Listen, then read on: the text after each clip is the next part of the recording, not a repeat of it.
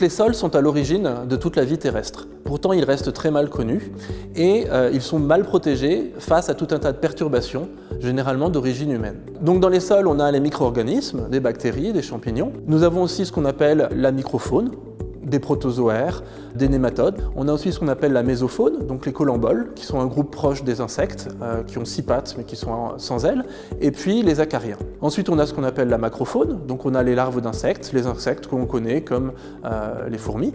Et puis on a les vers de terre, un groupe très important, et par exemple les cloportes.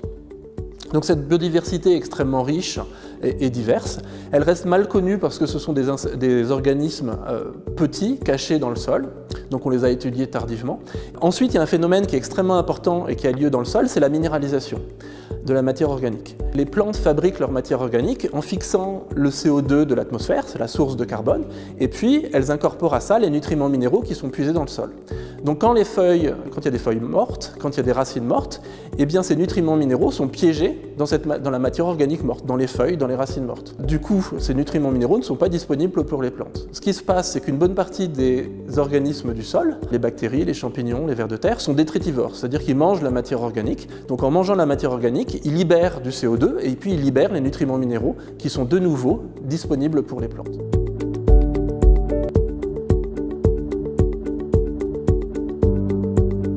En agriculture, avec le labour, avec les pesticides, on a tendance à détruire une partie de la biodiversité des sols. L'agriculture intensive a utilisé de manière minière les sols, c'est-à-dire que pour obtenir des rendements élevés, en fait, on a petit à petit détruit la fertilité des sols. Et donc pendant trop longtemps, ces sols ont été trop peu étudiés et c'est vraiment temps de continuer à les étudier et de les replacer dans l'ensemble du fonctionnement des écosystèmes.